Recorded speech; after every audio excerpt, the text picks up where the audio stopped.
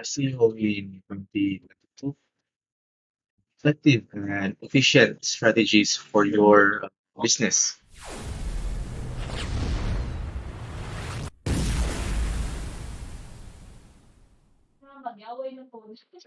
Use keywords in your title, description, and content.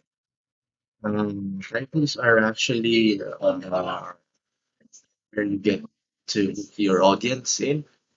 So try to make them appealing and relevant to your content.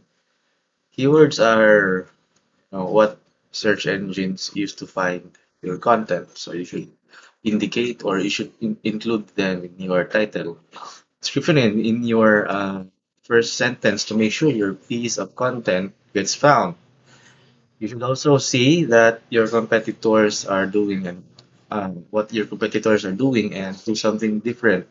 So you can use your keywords to make your content different. Next is create a sitemap for your website. So as a web developer, you may be familiar with the concept of a sitemap. The bottom line is that it shows you what your website looks like. So the structure of your website and all the various pages it has. It's important because it helps you see how your website is laid out and helps you locate different pages. So sitemaps are extremely useful when creating a website from scratch or updating an old one. If you've got a website, you might as well make a sitemap if you don't have one. It's easy to do and you can actually save a lot of time in the long run. Third one is use keywords in your URL. So when you are writing a blog post or a page on your site, it's a good idea to include keywords in your URL. So it makes it easier for Google to search for the content and it makes it a little easier to link back to it. When you have keywords in your URL, it can make your SEO a lot easier and can help with your traffic. It's important to keep in mind that you don't need to use the keyword more than once, and it's always better to use something short so you don't have to use as much of your URL. You can also use keywords in your titles, so most people use their title as an SEO tool, and it's also helpful for people to find your content. So you may use your keyword once in your title, but it can be helpful to repeat it at least once more in the content of your page. The fourth one is the create descriptive page titles. So your title is your first impression. It's the thing that will catch the eyes of potential readers. So, and if it doesn't look appealing, you might miss out on engaging with a reader or would be interested in your content. Keep in mind your title should also be appropriate for your content. For example, if you're writing for a scientific article, your title should be as professional as the article. You can use keywords in your title, but but you don't want it to look spammy.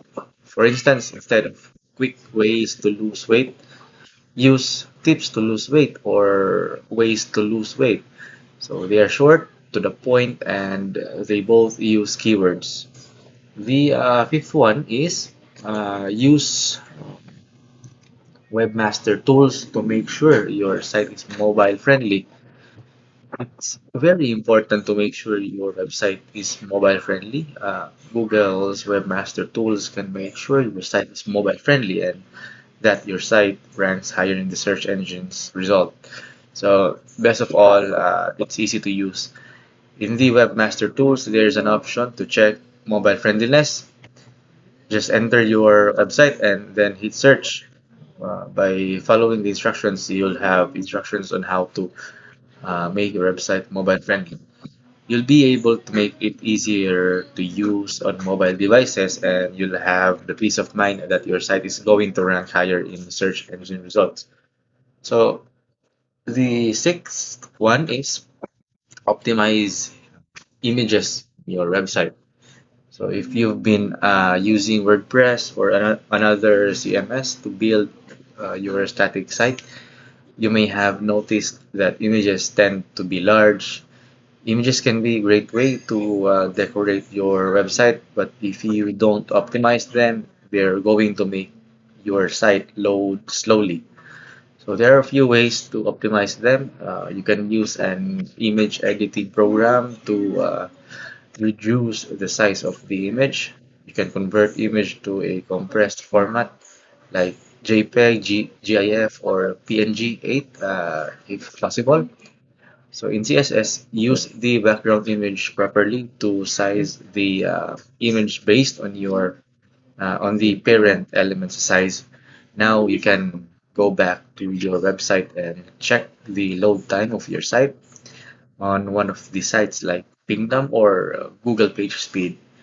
Lastly, you can leverage the use of H1, H2, and H3 tags. So the most important thing when it comes to writing good content is creating an outline. So it's important to use the H1, H2, and H3 tags on each page to make sure that you're using the right elements to categorize the information for regarding what you are sharing. So when writing a blog post, it's a good idea to use few sentences to introduce your topic, then dive right in and share your expertise. And that's it. Hopefully you've learned, and please don't forget to like the video and subscribe as well. And see you in my next video. Thanks so much.